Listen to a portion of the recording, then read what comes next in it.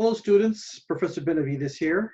Let's go over chapter 15. It's called Maintenance, Speed, and Troubleshooting. VIP note, when you see green highlight, that stuff is related to your lab assignment. So we first start off asking the question, what is this chapter about? Well, it's about preventative maintenance of your PC, the tools to make your system stable and fast, keeping your PC and its hard drive humming. We first start off by looking at the Action Center. And in the Action Center, basically, this is where we get notice of your Windows updates, your security scans, and your PC backups, how they're doing.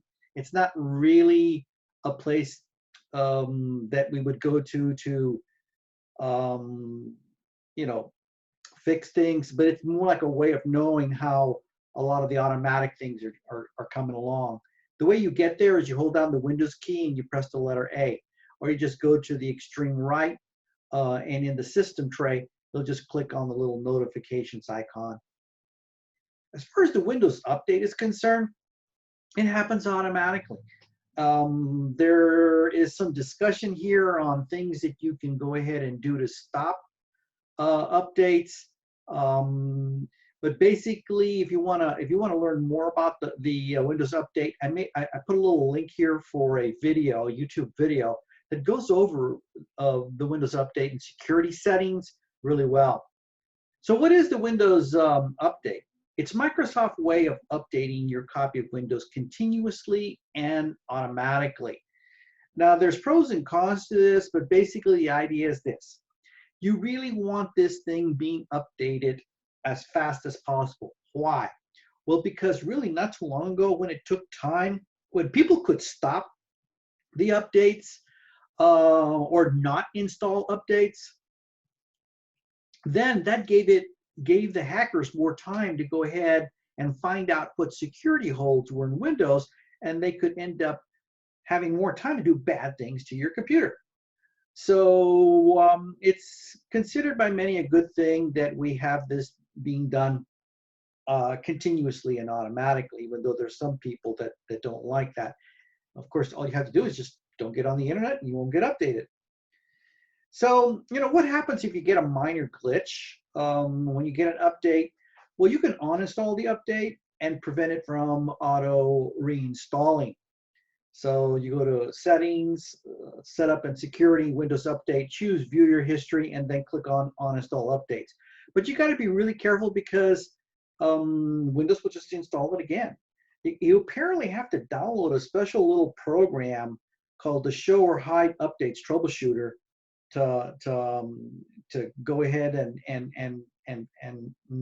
be able to prevent this from happening. So as far as installing the updates are concerned, even though they happen automatically, you can go to the Windows Update page and click on the button to check for updates. Notice the green. What is the page in the system settings that allows you to manually check for Windows updates? Perform a check and do a print screen of the results. So basically, I just clicked on this little button here to check for updates, and then I got this feedback down below. Another question is posed here: where is the page in settings that shows you your computer's update history? Well, basically you just click on here, View Update History, and that'll take you to this page and it'll show you your update history. You can uninstall a major Windows version, but guess what? It says here you only got 10 days to do that. It's kind of like a shocker. If you're gonna go ahead and go back, you have to do this kind of fast. Green highlight again. What is the page in the system settings that shows you the Windows Troubleshooter wizards? Well, there's a bunch of them, and really, I have found these to be helpful to me. You don't have to launch them necessarily from here. You can just launch them from the search menu and go specifically to the troubleshooter that you need, but there's a lot of troubleshooters on here. I wish I would have scrolled down a little bit on here, but you can see that there's quite a lot of troubleshooters. Well, let me go ahead and show that to you here. So we're going to go to Settings, uh, update and troubleshoot. Let me maximize the screen so you can see here. There's a lot of that. And you just walk through, like, let's say, for example, your audio is not working right. Or maybe your printer's not working right, or your Bluetooth's not working right. These little troubleshooters walk you through. And I have actually fixed, quite a few things with these troubleshooters. So you really need to have some. You probably won't learn a particular troubleshooter until you actually need to use it. Okay, so then we go on to talk about another green question. How do you see the startup tab? Well, you got to open up the task manager. The way you open up the task, well, one way to open up the task manager is right mouse click on the start menu, and then from the shortcut menu, choose the task manager. Now, that's that shortcut utility menu that the author talks about. And the thing that I didn't read it in the book, but when it starts up, it doesn't show up with all the details. You have to click on the little button right here to show details so that you can see the startup tab. So I wonder how many people are going to get stopped by that when they do this little exercise that they've got to show me the startup tab. Now, this is important because a lot of times you may find something, and this used to happen more in the past, sneaky things that you would click on the internet would get installed here, and you would get all kinds of programs starting up on your computer. Okay, so you want to look at the startup impact. Like on this one here, I got to go ahead and look at what this Catalyst advanced micro devices. I wonder, it's probably my video card and what. So I'll have to go ahead and look at that. I really don't like anything being high. I can deal with medium and stuff like that. So resetting your computer. So the green highlighting again, what page in the system settings would allow you to reset your computer?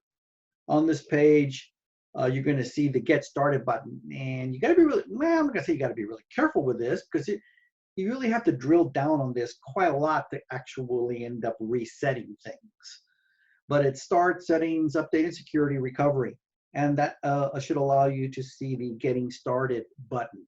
Okay. And that's when you need to reset stuff on your computer, like you've messed up things really bad, or maybe you're going to sell your computer, So then that brings us to the Windows recovery environment. Hey, I was just here a few months ago.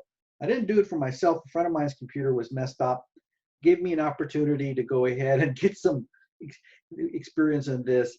I think the book, or maybe almost any book, has a hard time explaining all the different or the multitude of options that you have here. But once you bring it up, and navigate through the menu, it's really not as bad as you may think. So what is the Windows recovery environment? It's a recovery mode that's loaded with emergency tools, such as system reset, system refresh, system restore, system image recovery, safe mode. Say your friend's hard drive is messed up, or I think what happened to him, he said he dropped some nickels into his, can you believe it, into the desktop of his computer, and then his computer wouldn't start up right, and it ended up starting up on a blue screen, or at least that you never can really know what did they really do. But he was at a recovery screen, so I had to enter into the Windows recovery environment to fix it up. So here's another YouTube video. Enter the recovery mode. It goes over many different ways to get in there. Back in the good old days, boy, I remember the good old days. You used to press F8, and you'd get into this. Well, it was a little bit different, also some simpler. And what's happening nowadays is that you have to be really fast. So a lot of people just can't do it anymore. Your computer will end up going into the Windows recovery mode after 2 failed attempts. So that's where this guy was at when he brought me the computer. That was the blue screen he was at. Now there's 4 different ways to get to the Windows recovery mode. You can hold. There's so many of them. Which was the one that I used? Because let me see. Which was the one I used? I put on I went to the internet and got put the operating system on a flash drive, and that way I could go ahead and boot up from a flash drive. The only problem with this one is that when you're booting up from a flash drive, as you all know, you have to press like a button to make sure that it boots from the flash drive, and that may be different depending upon what computer you have. Okay, so you can adjust the boot sequence. So there are 4 different ways to get to this environment here. In either case, you end up with this screen here. You end up with, and these are the screens that, I mean, it looks like a dizzying amount of options here, but what did I end up doing? Well, the first thing I did is I wanted to go into troubleshooting. I wanted to try and see if I could save. So you're probably wondering, did I fix this computer? I said, no, we got to reformat this thing. I was going to spend my whole life trying to, so we went into troubleshooting, and I ran some diagnostics. I even went down to the command line and ran a whole bunch of stuff on the hard drive, but it really didn't help. So I ended up having to reset it, and actually I had to put another hard drive and reset, with his, Windows key on here. So if you see here, you end up where you choose an option. I typically would go into troubleshooting, and then from there, I went into advanced settings, and then from advanced settings, you could go into what? System restore. What if there's no restore points? I mean, you really should be setting some, but believe it or not, this guy didn't have any restore points. So I thought that was a bit weird. So here's the command line where you can down the command line and issue some commands to like scan the hard drive and stuff like that. Then you can go into the startup settings, which the author claims brings you back to the same place where he was discussing earlier. So there's really a lot this is really one of the most important tools that you'll need for the home. So I highly advise you to go, advise everyone to go and get, Windows boot disk so that you can boot up and get into the Windows recovery environment. Okay, so the chapter closes with 2 obscure speed boots, and it doesn't really go into it too much. And the author says, well, if you want to know more, go to the online missing CDs, and I'll tell you a little bit more about Fetch and Ready Boost.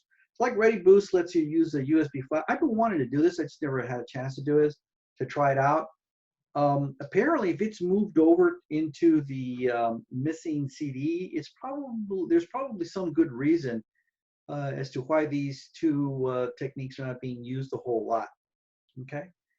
All right, my friends. Well, that is my rendition of this chapter, and you have now really everything that you need if you go through the green things on here to go ahead and complete those tasks related to your lab assignment. Thank you.